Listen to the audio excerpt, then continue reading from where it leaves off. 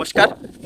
আজকে আমরা কারো ফার্মিং এর তরফ থেকে আমাদের এই ক্যাম্পতলী গ্রাম পঞ্চায়েতের বিভিন্ন রাস্তার ধারে যে গাছগুলো লাগানো হয়েছিল আজ থেকে 10-15 বছর আগে, সেই গাছগুলি আমরা দেখতে পাচ্ছি যে কিছু গাছ এখনো জীবিত আছে, কিছু গাছ নষ্ট হয়ে গেছে। তো আমরা কারো ফার্মিং এর তরফ থেকে আজকে যে গাছগুলোকে বাঁচানোর জন্য যে চুংরা দেওয়া হয়েছিল, সেই লোহার জালিটাকে কাটার জন্য আজকে আমরা সবাই এখানে এসেছি।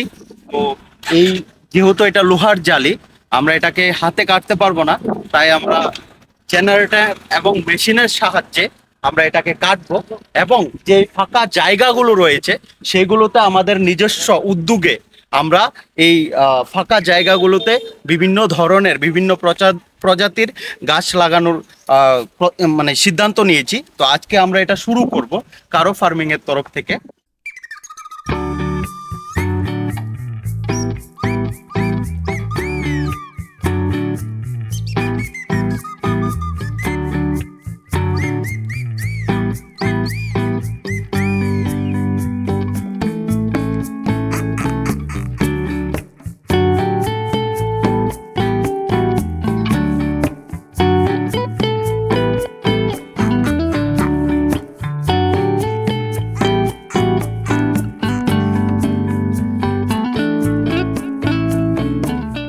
দেখতে পাচ্ছেন আমাদেরকে এই গাছের যে জুংরাগুলো কাটার জন্য সবাই সাহায্য করছেন।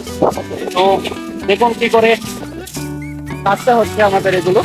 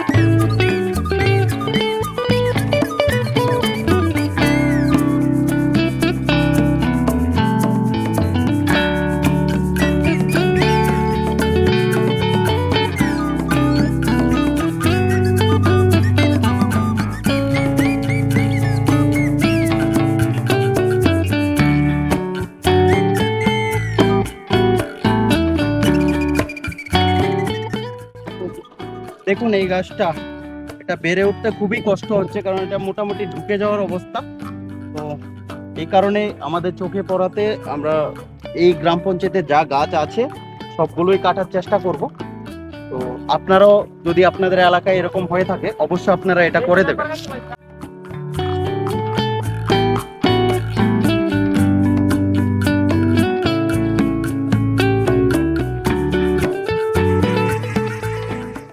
নমস্কার শুধু দর্শক মন্ডলী, আপনারা দেখতে পাচ্ছেন এতক্ষণ ধরে যে করো ফার্মিং এর পক্ষ থেকে যে আমাদের ক্যাম্পতলী গ্রাম পঞ্চায়েত এলাকা এখন বর্তমানে বুঝতে পারছেন যে পরিমাণ গরম অলরেডি চলছে। এই গরম থেকে বাঁচার একমাত্র উপায় এসি হবে না, পাকাও হবে না, একমাত্র বাঁচার উপায় আছে এই গাছ লাগাতে হবে। গাছ লাগালেই চলবে না, গাছ কিভাবে সংরক্ষিত রাখা যায়, গাছ কিভাবে বড় করা যায় সেদিকে লক্ষ্য রাখতে হবে। এখানে দেখতে পাচ্ছেন আমাদের ক্যাম্পতলী গ্রাম পঞ্চায়েত এলাকার যে গাছগুলো রয়েছে আজকে থেকে 10 বছর হয়ে যাবে। এই গাছগুলো লাগানোর সময় ফরেস্ট দপ্তরই এই জুংরাগুলো লাগিয়েছিল। এখন গাছ বড় হয়ে গেছে এবং দেখছেন আপনারা জুংরাগুলো গাছের ভেতরে ঢুকে যাচ্ছে। তো এই জুংরাগুলো কেটে দিচ্ছে যাতে গাছগুলা নিজ স্বাধীনতায় এইগুলা বেড়ে উঠতে পারে, তার জন্য এই প্রচেষ্টা।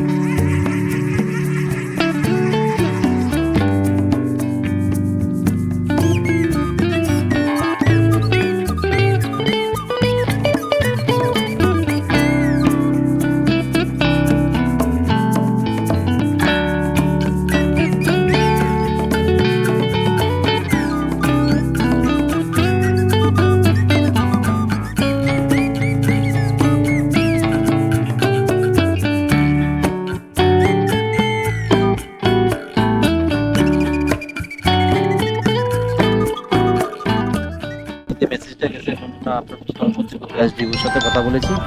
এসডিভি বলেছি ঠিক আছে, আপনারাও যান, আপনারাও থাকবেন পাশে ওদের সাথে। এটা তো একটা ভালো উদ্যোগ যে আগে পুরানো যে হাইড্রোজেন জোংরা দেওয়া হয়েছে, এগুলা গাছগুলা মোটা হয়ে যাওয়াতে এগুলা নষ্ট হচ্ছে। এটা কেটে নতুন চারা লাগিয়ে নতুন চারাতে ওই হাইড্রোজেন জোংরা দিয়ে বেড়া দিয়ে দিলে আবার পুনরায় গাছ হবে।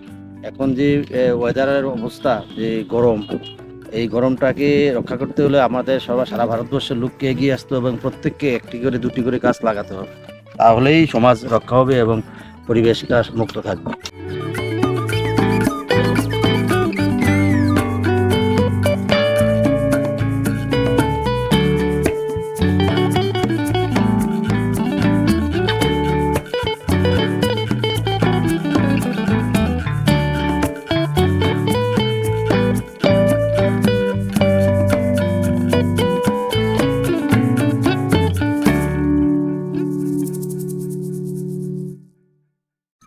আমরা যে কোরো ফার্মিং এর পক্ষ থেকে যে উদ্যোগগুলি নিয়েছি গাছ লাগানোর জন্য, স্যার আপনাদের সাহায্যের একান্ত দরকার। তো গাছপালা যদি আমরা আপনাদের কাছ থেকে সংগ্রহ করার জন্য যাই অফিসে, আপনারা তো সাহায্যের হাত অবশ্যই বাড়িয়ে দেবেন। হ্যাঁ, আমরা 100 বার। তবে তোমরা ওইখান থেকে এই জায়গা থেকে একটা অ্যাপ্লিকেশন করবে। অ্যাপ্লিকেশন করে তোমরা কোন সংস্থার থেকে বলছো, ওই সংস্থা একটা সিল সই করে তোমরা আমাদের অফিসে আসবে। অফিসে আসলে আমরা যতটুকু সম্ভব তোমাদেরকে চারা দিয়ে আমরা সহযোগিতা করবো, চেষ্টা করবো সহযোগিতা করবো, যতটুকু সম্ভব ততটুকু চেষ্টা করবো সহযোগিতা করার জন্য।